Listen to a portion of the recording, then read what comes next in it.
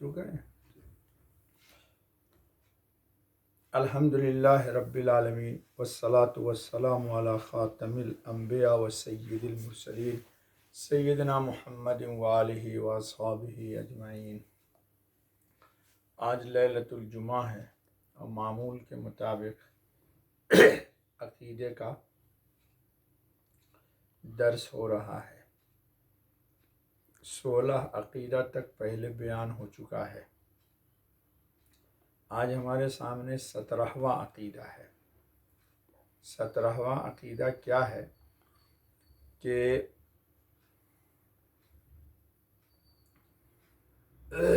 اللہ پاک کی صفات کا تذکرہ چل رہا ہے، تو اللہ کی صفات میں ایک عقیدہ یہ بھی ہے کہ اللہ ہر چیز پر قادر ہے، علی کل شیء قدیر، اللہ ہر چیز پر قادر ہے، ہر چیز اس کی محتاج ہے اور ہر کام اس کے لیے آسان ہے۔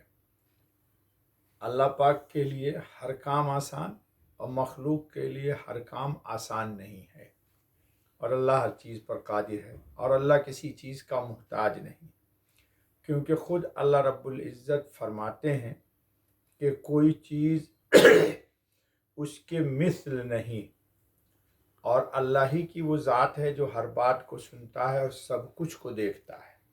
یعنی کائنات عالم میں کوئی بھی چیز اللہ کی ذات سے نہ تو چھپی ہوئی ہے اور نہ اللہ رب العالمین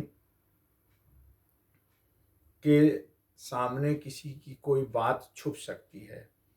اس کی شان تو یہ ہے کہ انہ علیم بذات الصدور، وہ دلوں کے بھید کو جانتا ہے۔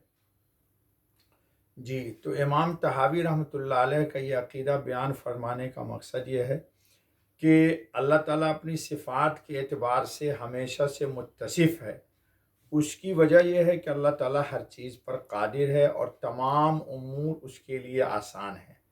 قادر ذات اپنی صفات کے ساتھ متصف ہونے کے لیے مخلوق کی پیدائش کی محتاج نہیں ہوتی، جس کی بحث پہلے چلی تھی پچھلے ہفتے، بلکہ قادر مطلق ہونے کا تقاضا یہ ہے کہ مخلوق کی احتیاجی کے بغیر وہ اپنے صفات سے متصف ہے۔ یعنی کسی کو پیدا نہیں کیا تھا جب بھی وہ خالق تھا، کسی کو ابھی روزی مخلوق آئی نہیں، ان کو کھلایا نہیں، پھر بھی وہ رزاق تھا۔ ایک دلیل یہ بھی ہے کہ اللہ تعالیٰ مخلوق کی مشابہت سے پاک ہے۔ اللہ تعالیٰ مخلوق کی مشابہت سے پاک ہے۔ مخلوق اپنی ذات اور صفات میں غیر کی محتاج ہوتی ہے، اللہ تعالیٰ مخلوق کے مشابہ نہیں، اس لیے اپنی ذات اور صفات میں غیر کے وجود کا محتاج نہیں۔ ثابت ہوا کہ اللہ تعالیٰ کی صفات مخلوق کے وجود اور پیدائش سے پہلے بھی ثابت تھیں، یعنی مخلوق نہیں تھی تو اللہ تھا، اور مخلوق کی صفات نہیں تھیں پھر بھی اللہ پاک کی صفات اللہ پاک کی ذات کے ساتھ تھی۔ تو صفات بھی قدیم اور اللہ کی ذات بھی قدیم، یہ ہے اصل مسئلہ۔ 18واں عقیدہ ہے کہ خلق الخلق بعلمہ، اللہ نے مخلوقات کو اپنے علم کے مطابق پیدا کیا، یعنی اللہ تعالیٰ کا جو علم محیط ہے کائنات عالم کو چھایا ہوا کہ کس چیز کو پیدا کرنا ہے، کب پیدا کرنا ہے، کہاں پیدا کرنا ہے اور کتنے وقت کے لیے پیدا کرنا ہے، یہ بات یاد رکھنی چاہیے کہ کس کو پیدا کرنا ہے، کب پیدا کرنا ہے، کہاں پیدا کرنا اور کتنے وقت کے لیے پیدا کرنا ہے۔ آج بڑی عجیب بحث آ گئی، اس لیے معلوم یہ ہوا کہ موت اور حیات وہ بھی اس کے علم سے ہے کہ کس کی حیات کتنی ہے، کس کی روزی کتنی ہے اور کب تک وہ زندہ رہے گا، کتنے سانس لے گا، یہ سب علم الہی میں موجود ہے۔ اللہ تعالیٰ نے اس علم محیط کے مطابق مخلوق کو پیدا فرمایا۔ مخلوق کا ایک ذرہ بھی اللہ کے علم سے باہر نہیں، مخلوق کا کوئی بھی ذرہ اللہ کے علم سے باہر نہیں ہے، اس لیے اللہ ہر چیز پہ قادر ہیں، ہر چیز کو دیکھتے ہیں، ہر چیز کو سنتے ہیں، کوئی بھی چیز اس سے نہ چھپ سکتی ہے نہ چھپائی جا سکتی ہے۔ اس عقیدے میں اصل میں یہ عقیدہ جب ہو تو انسان کو بڑی راحت ملتی ہے اور اللہ سے انسان کا تعلق بڑھتا ہے، اور خاص طور پر جب یہ سب عقیدہ انسان کو یاد ہو، مستحضر ہو، تو دعا میں بڑی لذت پیدا ہوتی ہے۔ اللہ تعالی ہم سب کو مناجات کی لذت عطا فرمائے، کیونکہ انسان ہاتھ پھیلائے ہوا ہے، اللہ کو دیکھتا نہیں ہے لیکن یقین ہے کہ اللہ ہے، جی، زبان سے اپنی حاجت بیان کر رہا ہے خاموشی کے ساتھ، چپکے چپکے، اور جان رہا ہے کہ میری بات اللہ سن ہی نہیں رہے، بلکہ ہم جو اللہ پاک سے مانگ رہے ہیں یہ بول بھی اللہ ہی ہمارے زبان پہ لا رہے ہیں، اور اللہ پاک یہ اس لیے ہماری زبان پر یہ بول لا رہے ہیں، یا ہم جو مانگ رہے ہیں وہ ہم سے اس لیے منگوا رہے ہیں کہ وہ دینا چاہتے ہیں۔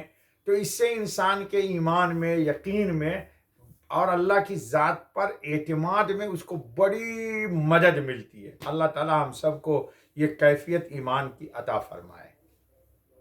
تو دو عقیدہ ہو گیا، 17 اور 18۔ 19واں عقیدہ ہے وَقَدَّرَ لَهُمْ أَقْدَارًا، اور ان مخلوقات کے لیے کچھ چیزیں مقرر فرمائی۔ اے اللہ، کیا پیاری بات ہے کہ کائنات عالم میں جتنی مخلوقات کو جس طرح پیدا کیا، ان ہر مخلوق میں، مخلوق کے ہر فرد کے لیے کتنی چیز مقدر کی، یہ بھی اللہ کے لیے، کس کو کتنی کیا چیز ملنی ہے، روزی کتنی ملنی۔ اسی لیے ہم دیکھتے ہیں کہ ایک آدمی کے 10 بچے، جی، سب کی شکل صورت الگ، سب کی آواز الگ، باپ ماں کو پتا ہے کس بچے نے، کتنے نمبر والے نے مجھے پکارا ہے، اور پھر پڑھنے کے اعتبار سے سب کی تعلیم الگ الگ ہوئی، کوئی اس میں بیوقوف ہے، کوئی عقل مند ہے، اور سب ایک ہی باپ کے بچے ہیں۔ اور کم بسا اوقات ایسا بھی میرا تجربہ ہے کہ پڑھا لکھا کے پاس پیسہ کم کمائی ہے، اور جو اس کے مقابلے میں ان پڑھ ہے، جاہل ہے، وہ پڑھے سے زیادہ کما رہا ہے اور زیادہ خوشحال ہے۔ تو معلوم یہ ہوا کہ اللہ پاک ہر چیز کے لیے چیزوں کو مقدر کرتے ہیں۔ انسان کو پیدا فرمایا تو اس کی جسمانی ساخت، کتنا لمبا ہوگا، موٹا ہوگا، سر، دھر، ہاتھ، پاؤں وغیرہ، اسی طرح رزق، جس طرح انسان کے جسم کی ساخت اللہ نے بنائی، اسی طرح رزق کا بھی مسئلہ ہے۔ عزت، ذلت، بلندی، پستی جیسی چیزوں کو مقرر فرمایا کہ یہ عزت پائے گا، یہ عزت نہیں پائے گا، اس کو کتنی روزی ملے گی، اس کو کتنی روزی نہیں ملے گی، یہ کس طرح سر بلند ہوگا، نہیں ہوگا۔ نیز مخلوقات کو جن چیزوں کی ضرورت ہے وہ بھی اللہ تعالیٰ نے پیدا فرمائی۔ تو معلوم یہ ہوا کہ ہمیں بھی پیدا کیا، اور ہماری ضرورت کی ہر چیز کو اللہ جانتا تھا، اور ہر ضرورت کی چیز کو پیدا کیا۔ ہم تو اللہ تعالیٰ پر کچھ زیادہ ہی بھروسہ رکھتے ہیں۔ ایک نیا آدمی آتا ہے، مثال کے طور پر انڈیا سے دبئی آئے، اور اس کا ساتھی اس کو لے جا کے کھانا کھلاتا ہے ہوٹل میں۔ اب بتائیے کہ وہ ابھی آیا نہیں تھا، اور اس کے نام کی روٹی، گوشت، سبزی، سالن، سلاد ہوٹل میں ٹیبل پر پہنچایا اللہ رب العزت نے۔ تو لوگ اس بات کو نہیں سمجھتے ہیں، اللہ تعالیٰ ہمیں سمجھ بھی عطا فرمائے۔